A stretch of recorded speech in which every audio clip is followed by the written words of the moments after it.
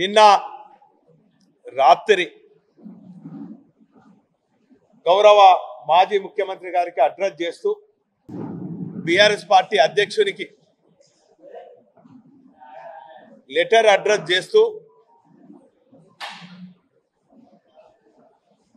Ghanpur BRS party శాసనసభ్యులు dictate చేసినటువంటి BRS party parliament అభ్యర్థి కడియం కావ్య గారు వాట్సాప్ లో ఒక లెటర్ సారాంశాన్ని వైరల్ చేస్తూ మరి మేము కూడా ఆ వాట్సాప్ లో ఉన్నటువంటి ఆ లెటర్ సారాంశాన్ని చూసి చాలా ఆశ్చర్యపోయినాం.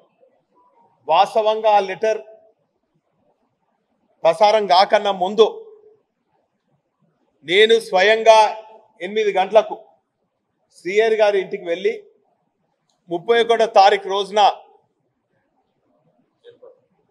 31వ తారీఖు జరగబోయే వరంగల్ బీఆర్ఎస్ పార్టీ పార్లమెంట్ సమావేశం గురించి చర్చించడానికి పోయినా.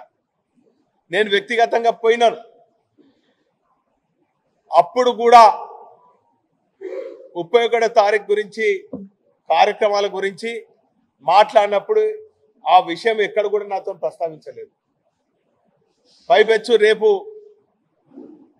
నిర్ణయం తీసుకుందామన్న, అంటే రేపు ఆ కార్యక్రమం ఎప్పుడు పెడదామని నిర్ణయం తీసుకుందామని చెప్పడం జరిగింది. ఆ తదుపరి వచ్చిన తర్వాత రాత్రి బహుశా 9:30-10 గంటలకు వాట్సాప్లో కూడా ఆ లెటర్ని చూడటం జరిగింది. చాలా ఆశ్చర్యపోయినాం, దిగ్భ్రాంతికి గురైనాం. వాస్తవంగా మీ ద్వారా, ప్రజల ద్వారా శ్రీహరి గారిని ప్రశ్నిస్తున్నాం. ఒక తెలంగాణ వాదిగా, బీఆర్ఎస్ పార్టీ కార్యకర్తగా, ఒక గులాబీ సైనికునిగా ప్రశ్నిస్తున్నాం. ఒక జిల్లా పార్టీ అధ్యక్షునిగా ప్రశ్నిస్తున్నా.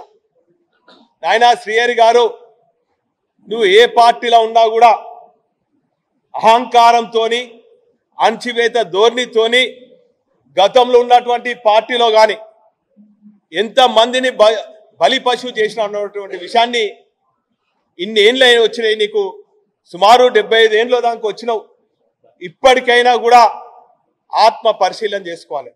నీ స్వార్థం కోసము, నీ రాజకీయ భవిష్యత్తు కోసం కుట్రలతోని, కుతంత్రాలతోని ఏ పార్టీలో ఉన్నా కూడా నీ స్వలాభం కోసం, నీ రాజకీయ ఎదుగుదల కోసము ఆ పార్టీలో ఉన్నటువంటి నిస్వార్థంగా పనిచేస్తున్నటువంటి కార్యకర్తలను, నాయకులను అణచివేస్తూ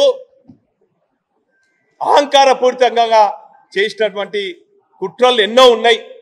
గతంలో టీడీపీలో పనిచేసినప్పుడు చంద్రబాబు గారిని బ్లాక్మెయిల్ చేసి ఎన్నో పదవులు తీసుకున్నాం.